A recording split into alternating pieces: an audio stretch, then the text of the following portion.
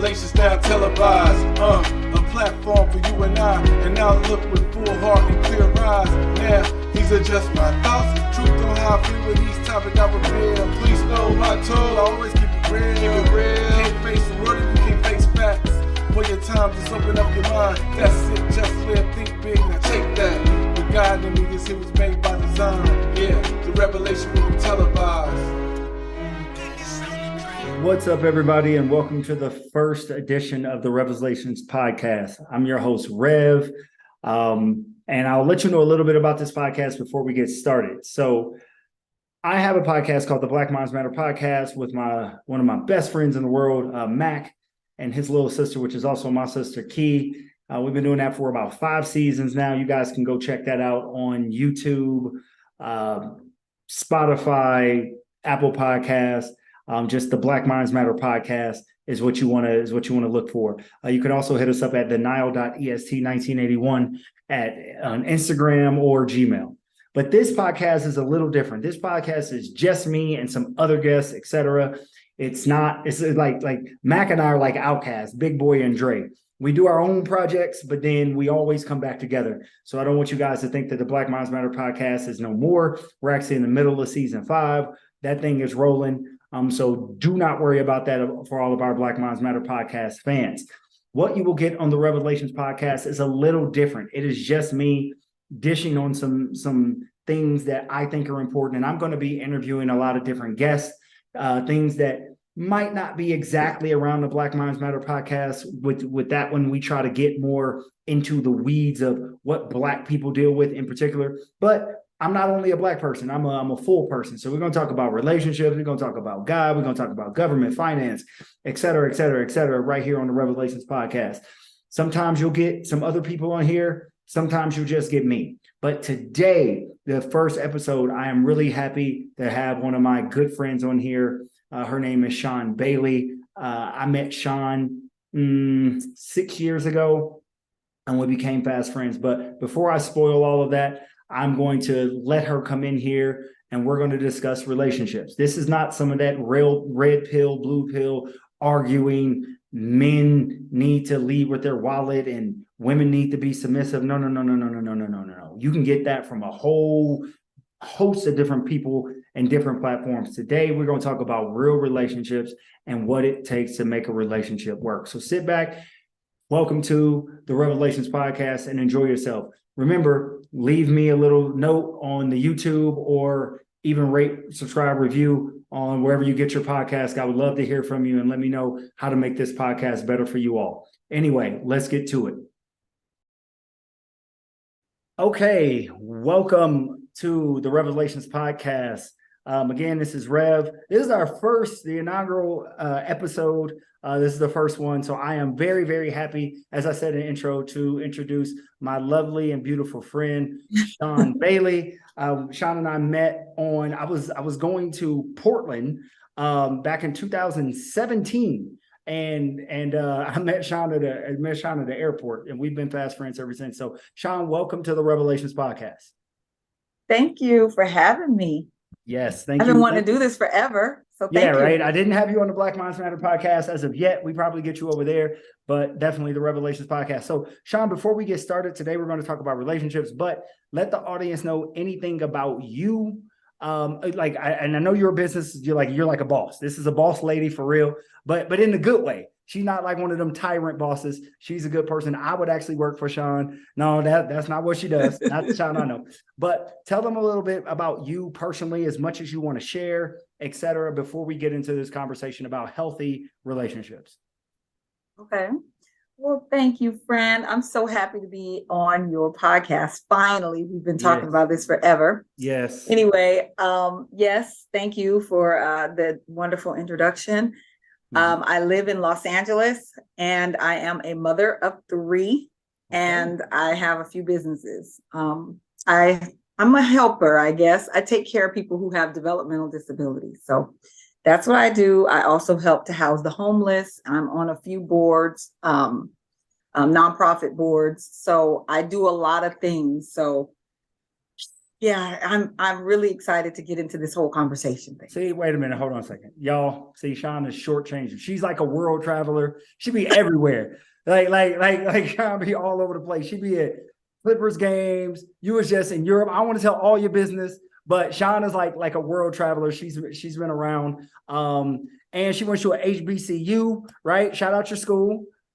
Grambling State. There it is. Grambling State. She was just, what was that you went to the other day? Was that homecoming? What was that? I forget what it was that you just went to a couple of. It was just a party. I consider myself a socialite, a very, very light socialite. And so whenever someone has a party or they say, hey, I want you to come, then I go. So I went to a party in New Orleans. I've been to Portugal. I've been to Norway. I've been Australia with Oprah Winfrey. I've been a few places, and I like to travel. So that's my thing. I don't even know where I'm going next. And I'm gonna put you on blast a little bit. Shawn was in Coming to America, the original one, the original movie. Shawn was the first one, the original movie. Yes, the best one. Shawn was the best one. So I am blessed and privileged to call you friend. I'm blessed and privileged to say that I love you, and I know you love me back.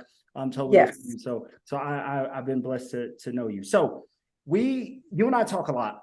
We've been there for each other in tough times. And you're somebody that I look to get godly, pure, womanly advice, right? So this is just a really good thing. So I asked you the other day, like we were talking about relationships, and this isn't like that whole man-woman arguing thing, like men are supposed to be the providers and women are just supposed to submit. And then on the woman hand, women rule. No, that's not how Shawn and I get down. We have real conversation.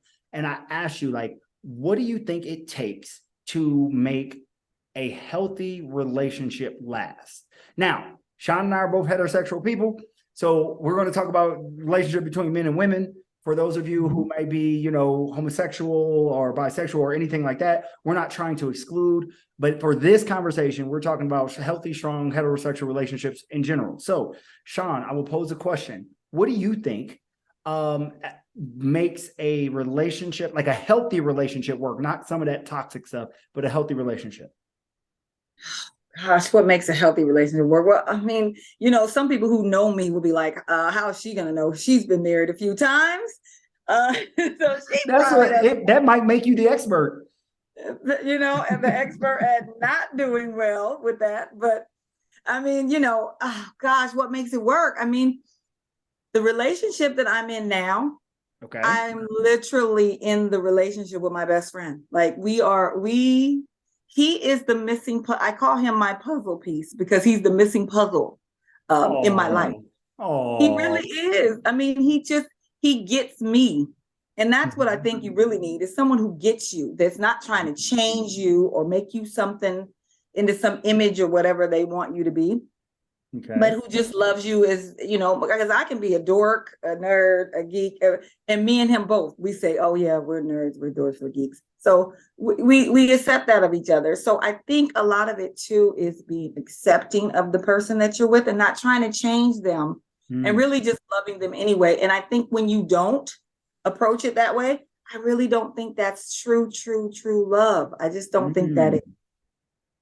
Okay. No, that makes sense. I think acceptance is what everybody's looking for in some form, right? And I think like people lie.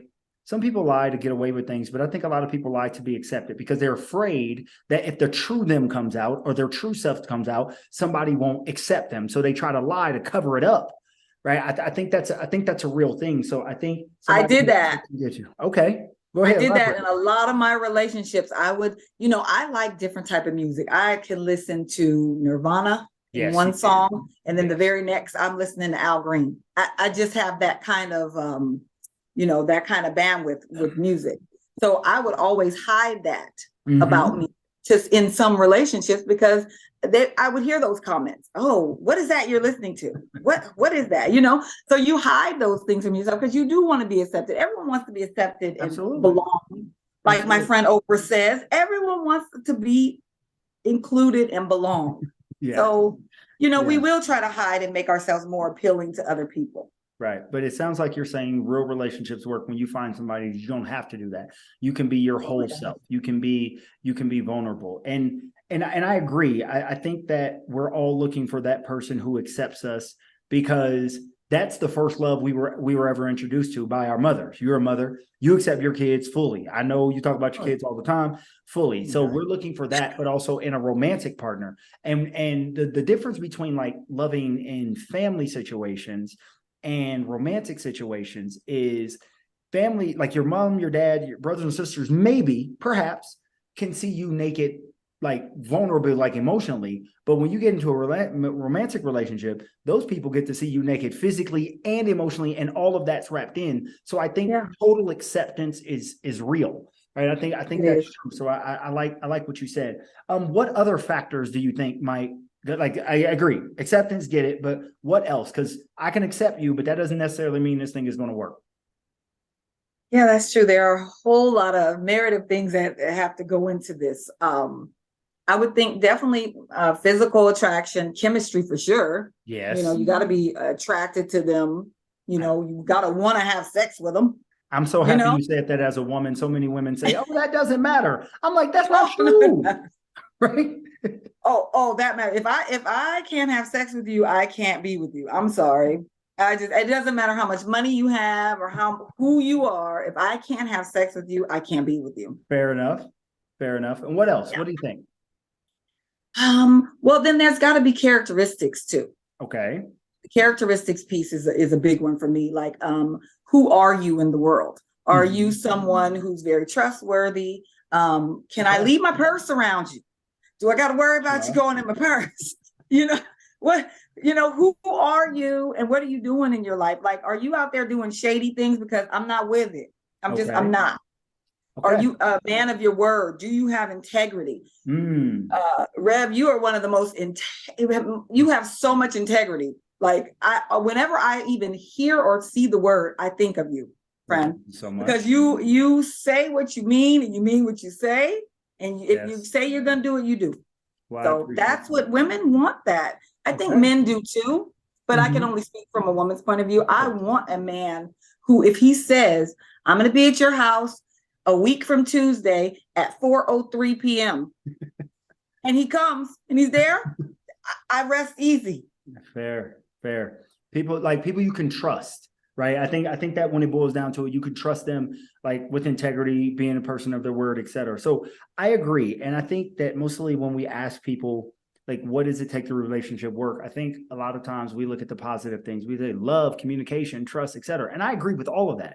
And I think the main ingredient in a relationship working is this word that many people don't use, but it's true. It's reciprocity. Both of us in this thing together, both of us trying, right? Because if I trust you and you don't trust me, it's not going to work. If I communicate with you and you don't communicate with me, it's not going to work. If you love me and I don't love you, it's not going to work. This has to be flowing. A relationship has to be relational. We have to relate. We have to come together for things.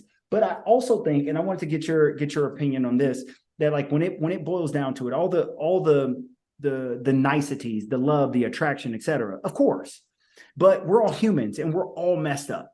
And we all bring baggage. Some of us, like myself, bring some luggage sometimes. It's more than just baggage, it's luggage, right? You don't have that much. It's years of things, right? It's years of things. And I think, so I boiled it down to three things that make a relationship work. I'm going to put grace and mercy into one, right? Because in order to have grace, you have to have mercy. In order to have mercy, you have to have grace. I'm going to put forgiveness as a second one.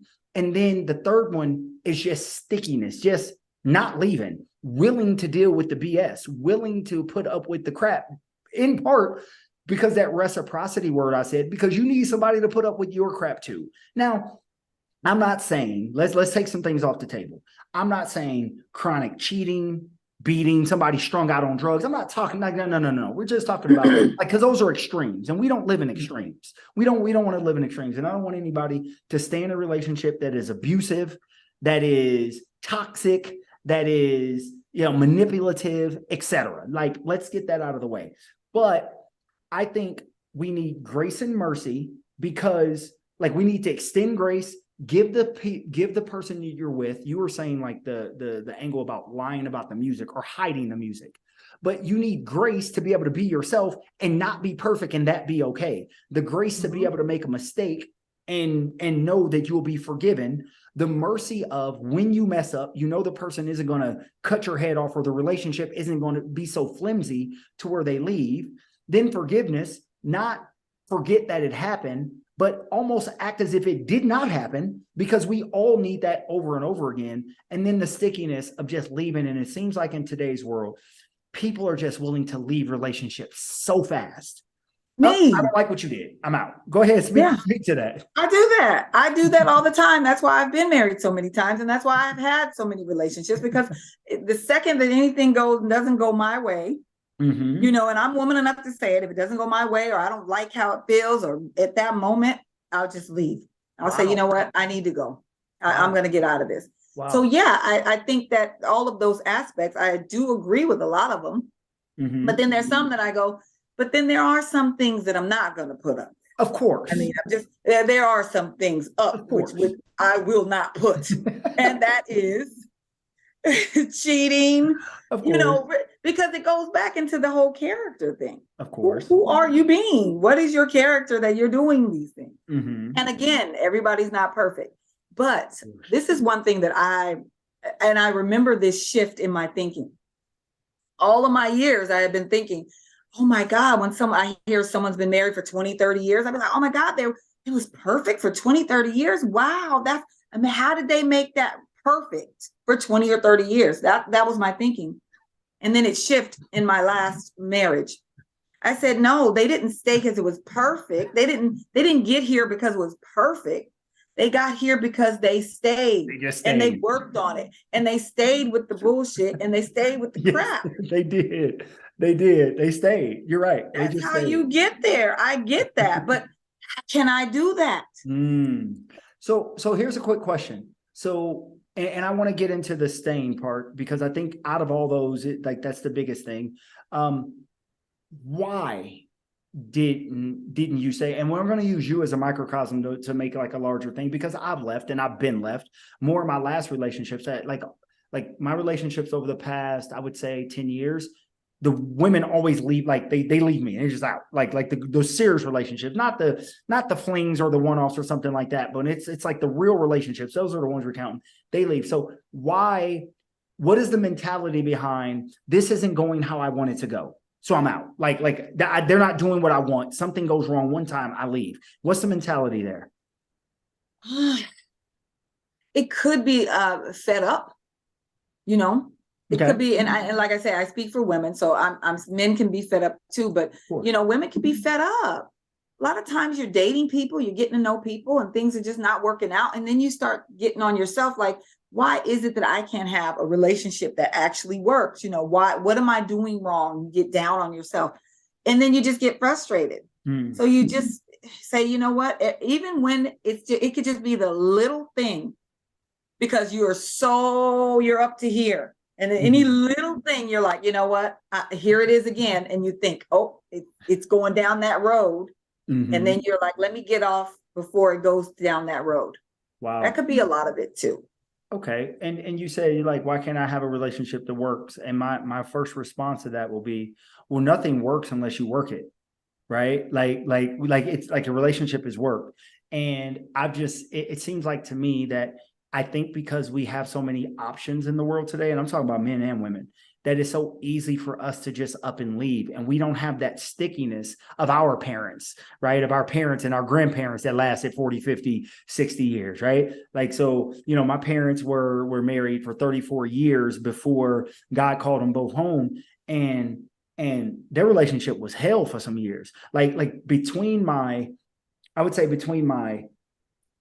8th grade year in high school and in middle school, and probably my junior year in high school, so like a 4-year stretch, it was trash. Like, I know it was trash because I saw it. I was in the house. Like I could see y'all hate each other basically or whatever. But they just stayed. Now, true indeed, they were both on their 3rd marriage, right? Like, this is my stepdad. They were both on their 3rd marriage, but I think they had that stickiness to where, like, we're going to figure this out. Even to the point where they literally split up for a year and a half, where dad was gone for a year and a half, but they stayed married with no thought of getting divorced, figuring out how to make this work. So right. I think the stickiness is there. And even though that was a 3.5, 4 year stretch where they were at each other's necks. When they both went home to glory, mom goes first, dad's right by her side, and she's happy that she stayed. It was worth it on the other side, right? Yeah. It was hard in the middle, but it was worth it on the other side. And when I go visit dad, and dad's on his deathbed, and I'm talking to him about it, and he's just like, life is too hard to live without your mother because I love her so much, right? So That's beautiful. So even after she passed, I'm sorry, he was so heartbroken over the love of his life being gone. But had they divorced those whatever years back, it would have never gotten to that point. And I just saw so much grace, mercy, forgiveness, and stickiness in the home. So I'm programmed for those things: grace, mercy, stickiness, forgiveness. And I'm not saying I'm right, but I do think, like, I see relationships, I see people breaking up all the time, and I'm like, you broke up over that? And I understand the fed up part, but I don't think we're forward thinking enough to realize that we might have to go through 4 years of hell for 30 years of joy. Yeah. But it also too is, and I'm glad you said that about what you saw. You saw that. So that's why you are that. Yeah. Me, I saw my mother leave at the drop of a hat. I mean, what? I'm out. I saw that from her. And this is no criticism on my mother at all, because I have no right to make a criticism on my mother. But this is what I did see. So this is what I did. Now, I'm smart enough now to realize, okay, you can't keep doing this, Shawn. You've got to make better choices in the beginning. And when you start to see, your choices is not being so great, then maybe you need to stop there. Because I think that getting out of a marriage is a little bit different than getting out of dating. I would agree. It's a little different. So, don't go down that path of marriage when you see those things going on. And again, no one's perfect. Of course. But you do want to make better decisions so that you do have a better chance of the stick-to-itness that you so speak of, that you saw your parents have. Yeah, because I thought, look, there were some times I'm like, mom should leave dad. And there's some other time, dad should leave mom. Like, right now, this is awful, because neither one of them were perfect. And I think it was so beautiful that I saw both of their flaws. Right. I saw dad go down a bad path, and I saw mom not being the most loving wife she could have been. Like, both of these things back and forth. And I saw the beauty in the fight, the beauty in the triumph over that. Personally is what I saw. But I think you might be onto something when you're repeating the cycle. I heard that, and I heard this dedicated toward men, but I think it's people at large. It was said of men that we end up repeating or repairing what our fathers did to us, like taught us or something like that. But I think it's in general people. We either repeat what we saw at home, or we try to repair what we saw at home. One of the two. And I, in my younger years, and neither usually work. Neither. Just saying. Right. We all need some therapy. But I think in the beginning you said it's about choosing. And I think most humans are bad at choosing mates. I am. I'm bad at choosing. I'm awful. So what goes into your, and I'll share mine as well, but I'll let you go first. What goes into your like, why do you think you pick terribly? Of course, right now with the man you're dating now, all I hear is good things about him, so I don't want to say that, but in the past, why do you think you were picking so terribly? Well, a lot of times you pick it like you go off of what you see your parents do. When you're making a selection, you're selecting with whatever mental health that you are in at that moment. Wow. You line up your exes, you can kind of see your mental state at that point in your life, different points of your life. And I've definitely had my bouts with depression and different things. I mean, I'm being transparent as I can, because I am not perfect. So yeah, I can see those things. And no, those were not bad people. I'm not trying to make them to be bad, or them to be wrong and I'm right, or them bad and I'm good. No, that's not what I'm here to do. It just wasn't a right fit. For whatever reason it wasn't a right fit. Or maybe it was a good fit with my the father of my children. We were an okay fit because we were really good friends when we met. but he had substance abuse issues, Mm-hmm. which I'm not going to go into his, issues, Mm-hmm. but there were those issues there.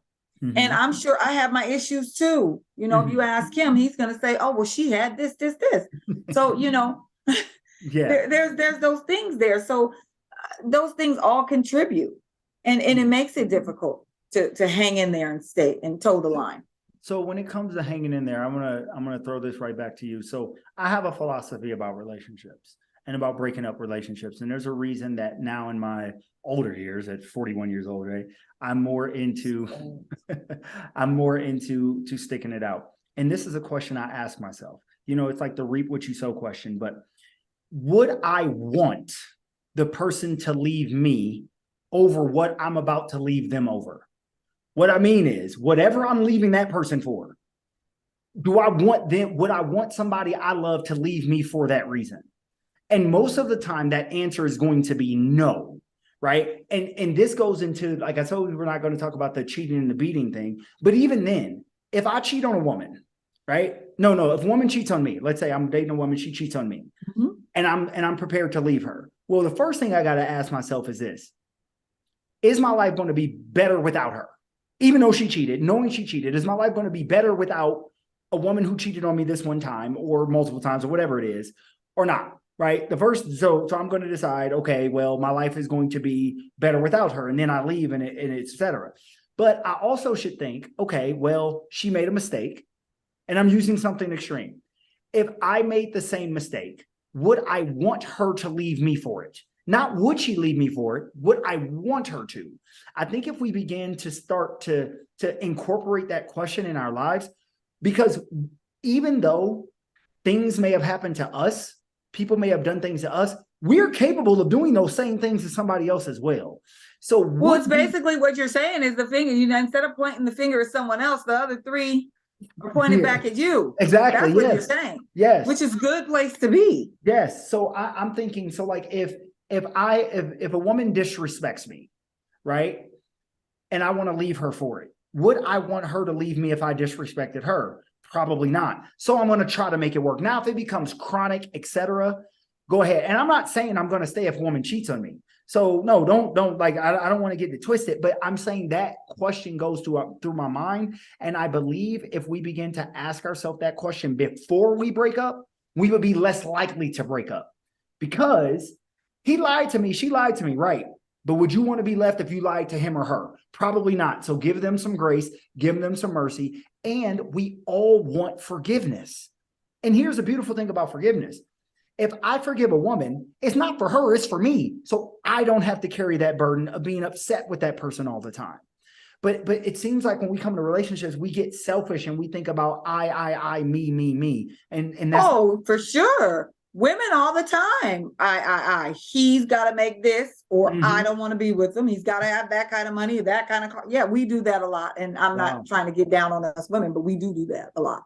Well, I think it's awesome that you are able to say things about women that are not in glowing terms, because a lot of times when you speak to women in today's world, and this is actually going to get into my next question to you, women just defend women no matter how ratchet they are or not.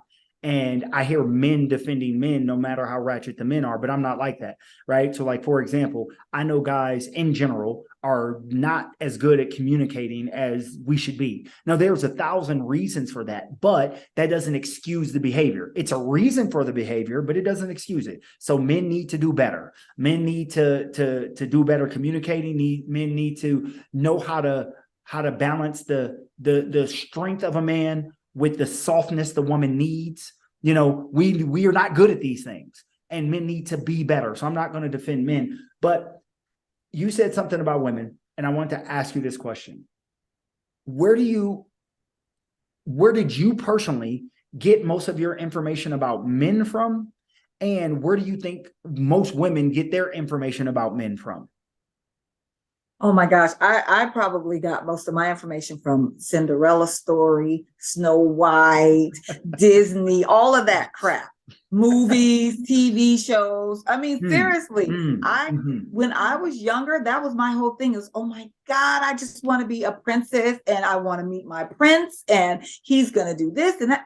Yes, that's where we get most of our information from, which is horrible. I did get a lot from my dad. Okay. I watched my father. You know, my father is like my hero. So I do watch my father. I love my father. I haven't found a man like my father until now. Okay. So, Okay. you know, but yes, I get from my father, and I also get mostly a lot from women too. You know, I hear women say things to me all the time like, oh, you should date a rapper. Oh, you should date a blah, blah, blah. He needs to be a ball player or a whatever and have this much money and you'll be happy. I don't necessarily believe that, but those are the things I hear from women. And let it be known, Shawn has access to all these rappers and ball players she's talking about. So she could get one of them if she wanted one. But no, I know she's with a no, I think you're onto something there. I think that in today's world, most women are getting their information about men from other women, and most men are getting their information about women from men, and that's not good. How is it that I'll bring race into this for just 1 second. White people should not be getting their information about black people from white people. That doesn't make any sense. That would not be intelligent, right? They need to go to the source. I'm saying that because a lot of men, I'm in men's text groups, etc., and they say these things about women, and women want this and women want that, etc., and they're using their one experience to be a microcosm of it all, and that's not good. So what I've done, and I'm doing this exercise, and it's really hard for me to do it. I'm being honest. I'm getting better at it as it goes. I'm finding podcasts of women who talk about relationships and things that women go through. It's all women on the podcast talking about what women go through. They're not bashing men, etc. It's just women talking about women, so I can begin to understand what women want, what women desire, how women think, etc. But it seems like to me that we're getting most of our information not from the source, but from people that draw from the source. What do you think about that? Well, I do believe we do that because a lot of times it's not common to ask someone, you know, what do you want? What do you want from a man? Like, okay, if you're in a relationship, like if you have the best relationship in life, what would that look like? Can you tell me what that looks like for you? You know, and then actually follow through. If you give a shit about the person, follow through and try to see, okay, well, can I do that? Can I not do that? Or, you know, because it all comes down to also the non-negotiables that you have in your lives. Yes. You know, there's just some non-negotiables that people are not going to go through. And it's not for me to judge somebody on their non-negotiables because that is that man and woman's relationship. That's their relationship. It ain't for me to judge and say, oh, well, she needs to leave him because of this, or he needs to leave her because of that. It's not my business. It's whatever they can work out and whatever they feel that they can, you know, forge ahead with. So I think that is important too, is to know what your non-negotiables are. I would agree. I think so. I think we need to know what our non-negotiables are. State those up front. I think a lot of times we don't state those in the beginning, and or if we do state those, they come off as like super negative. And there's an art. Like talking is an art. It's not a science. It's a beauty to it. It's emotional intelligence that you need, etc. Right. But I think that if I as a man am getting all of my information about women from men, I'm going to have a skewed view of women because I'm getting this information from bitter men, harmed men, scarred men, machismo men, if you will. But I should be hearing from women on what women in general want. And when I say want, each individual person is going to want something different. But for example, I'll just use this as an example. When it comes to men, a lot of women are saying things like, oh, I love him so much. I love him so right. But he doesn't care about that as much as he cares about you respecting him. Right. Because like that's going to be the man's typical number one thing. Respect me. And she's like, I just give him love and love and love. Right. But are you giving him respect?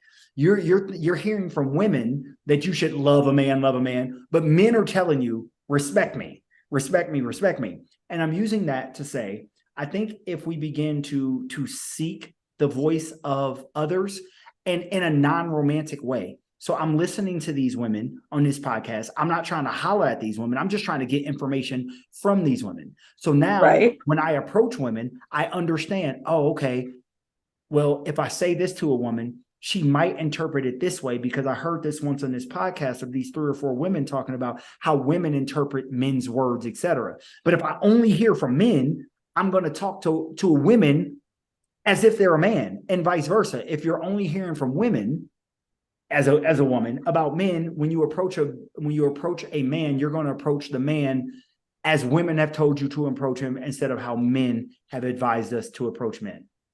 They don't know. A lot of men don't know. What the hell do they know? Right. They don't know. They're trying to figure it out too. Just like us women, we're trying to figure these men out. We don't know. Yes. So you got to ask the person. I had a man once ask me, "What do you want?" And I was like, wow, I've never had a man ask me that before, like straight up, like, what do you want?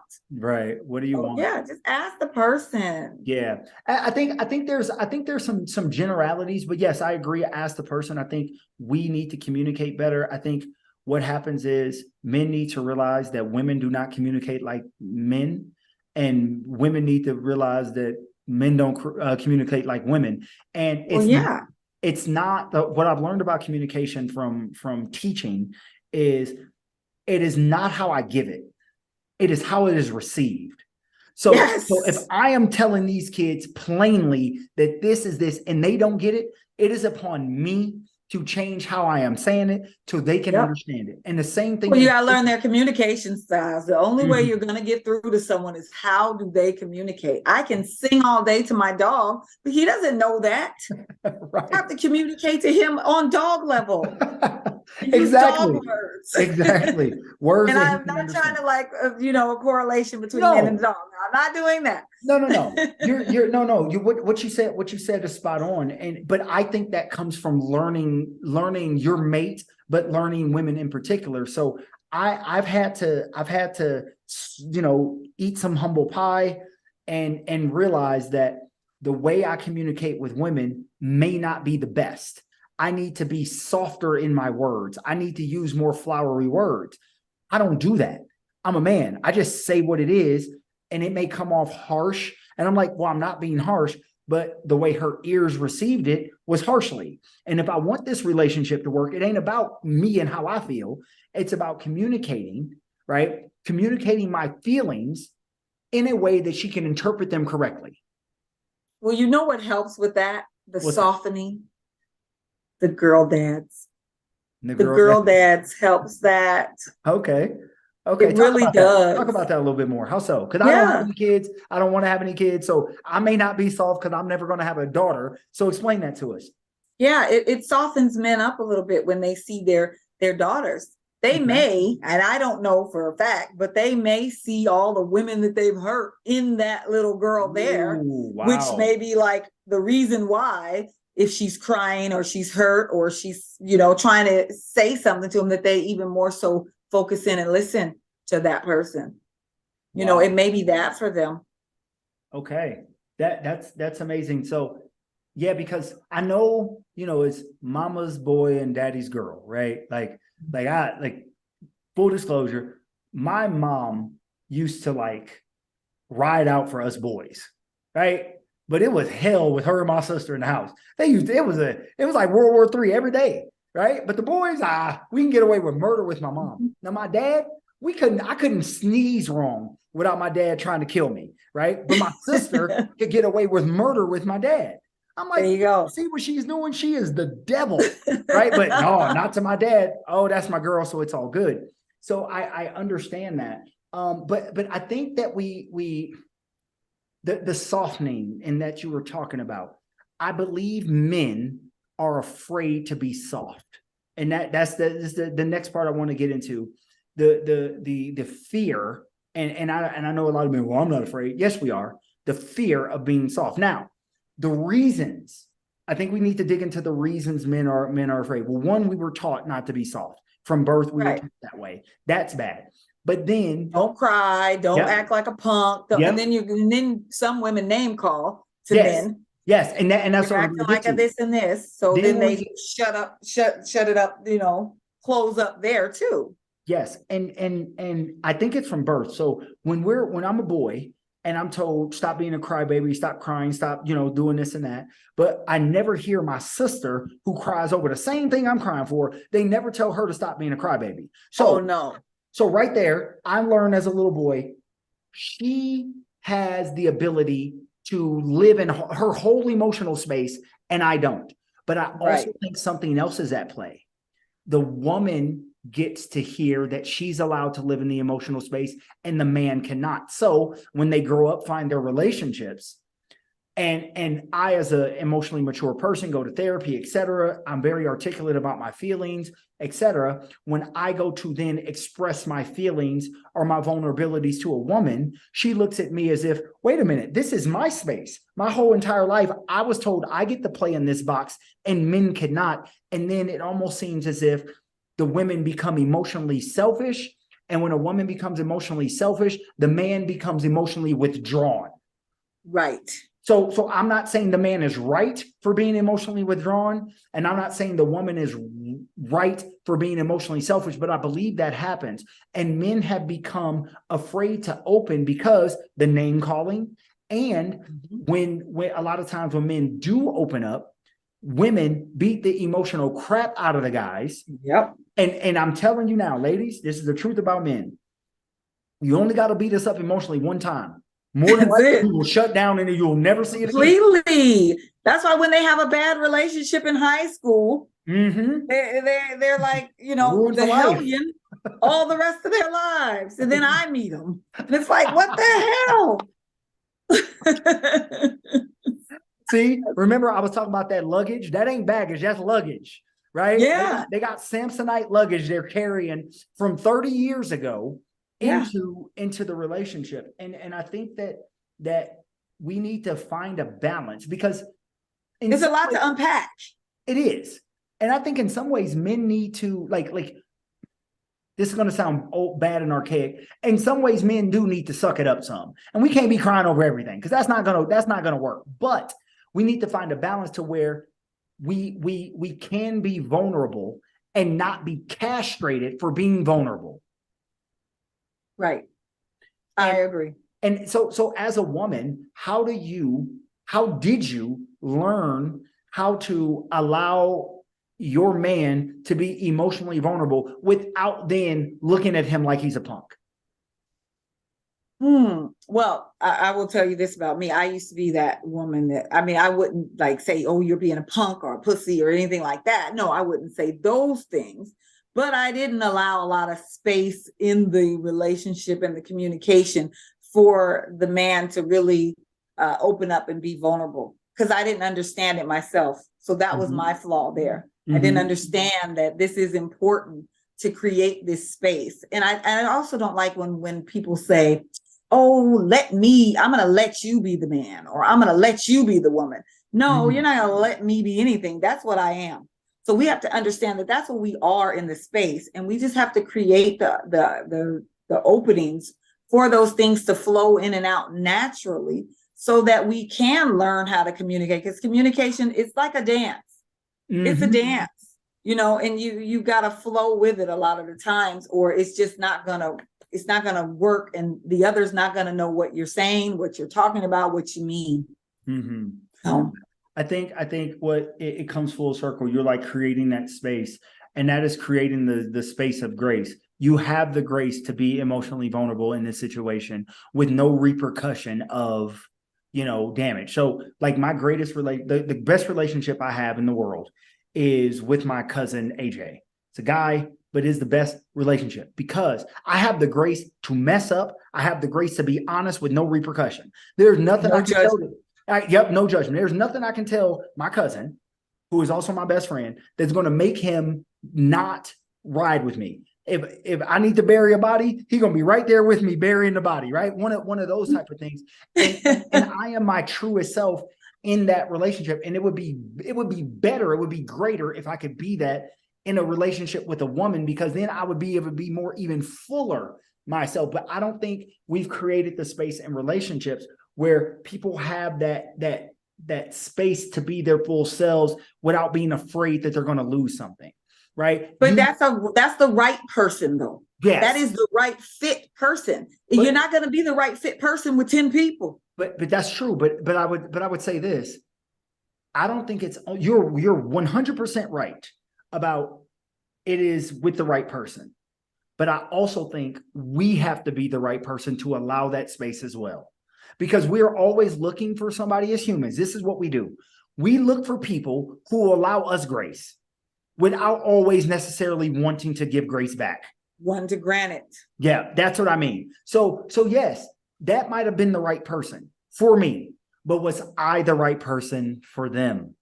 No, then that is not. Then it's not right. It's Right. not the right person.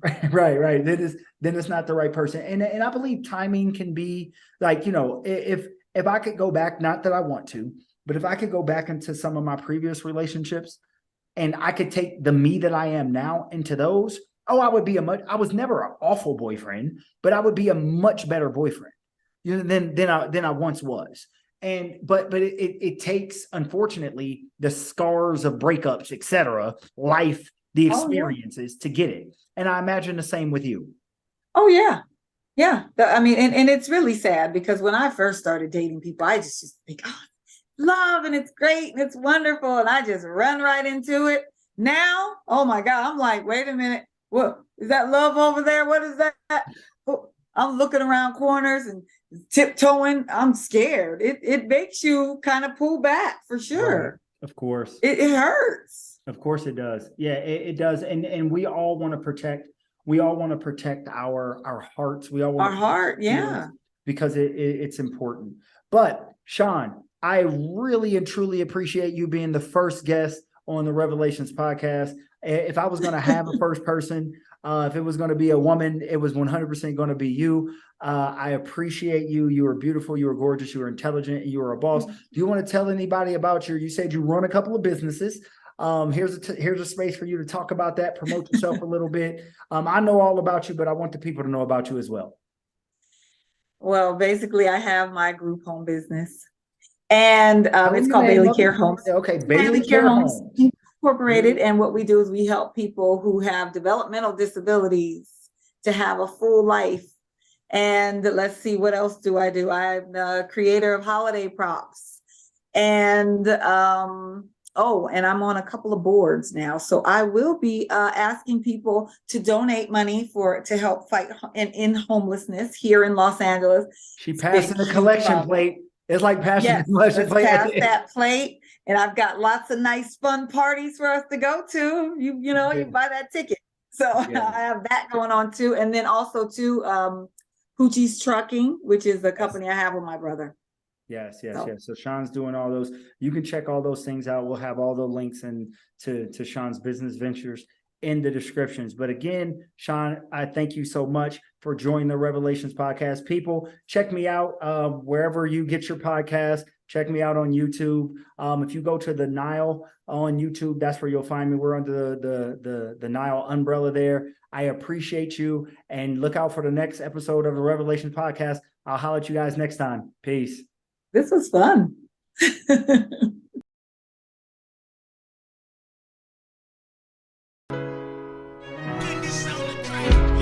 Revelations now televised, a platform for you and I, and now look with full heart and clear eyes. Now these are just